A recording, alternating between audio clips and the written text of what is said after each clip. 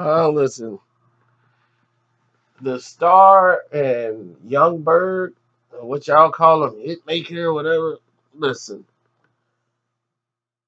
Star has been more than nice in dealing with him.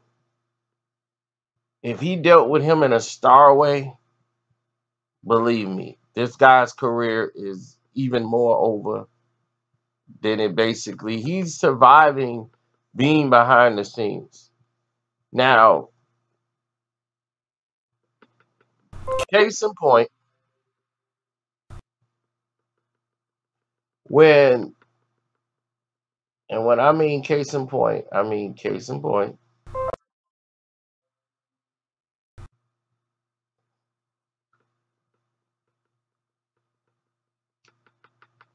Here is a situation where you have a complete idiot. I mean, a complete idiot in Young Berg who goes out of his way to try. I understand what he's trying to do. He doesn't even hate the show. I don't even think he watched the show. He's just trying to back Joe Butt because they was on Love and Hip Hop when he first came on the show and all that stuff. And they was doing some reality shows together and he helped them make some paper. So putting him on a everyday struggle show and looking out for him, on that plateau, he wants to show his allegiance and alliance, rather, to Joe. Like, I'm here with Joe, so I'm overly support it and act like I'm very passionate about something I'm not. That's the Hollywood way of doing things, is what Mr. Youngberg just did. And it was phony and fake. And I'm going to tell you why. Star had every chance to bash this man in the ground when everybody else was doing so. Slapped by Mano, jacked outside of a store on tape, Decepticon chain stolen, everybody laughing at him. I thought you from Chicago. How this kid happening to you? And it was like every week somebody robbed Youngberg. There was another Youngberg got robbed story. It's about him in Chicago, allegedly getting slapped up and robbed, after the fact. So he moved to Miami and changed his name. So maybe people wouldn't rob and slap him up no more. Maybe that was the case. Who knows? But Star could have destroyed this man. And for years, he started producing songs for other people and making songs. And I wasn't listening to it. But Star listened to these songs and was on radio trying to get people to play his records and big upping him on his show. When people were bashing him. And this is normally Star's lane. He would come with a pile driver to destroy him. So when he was on the podcast taking shots at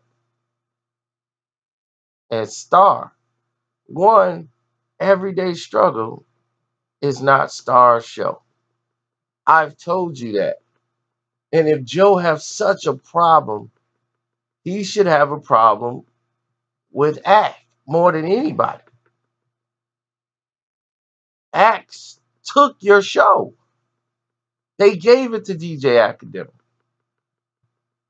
He lobbied for the show. That's why he made so many videos out here lying. But that's another story. We'll tackle that.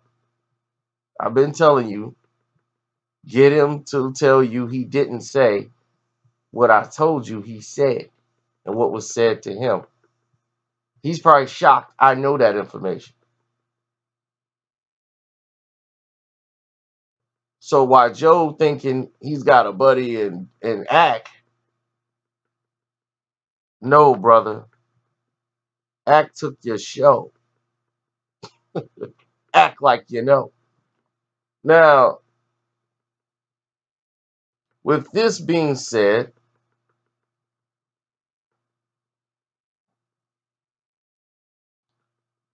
Star could have come out and completely crushed this man. And that's why he said, man, I'm going to beat this dude down when I see him. Like, I'm going to smash this dude. And that's why he went in on him on the show. He had every right to. This dude is, how you going to do that to a guy who you know did things for you and looked out for you? It just shows you the type of character he is. He show you one face and switch to another face. And I'm not going to touch on the subject, but I'm quite sure I'll leave that for Star to do. But he was one face in Chicago and another face in Miami. And we ain't going to go down that road. If you're a fan of me and been listening to my videos, you already know what road this is. But we ain't finna have the Skittle police knocking on my YouTube door.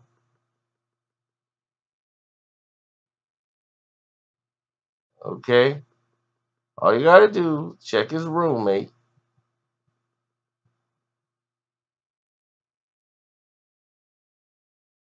Check his situation.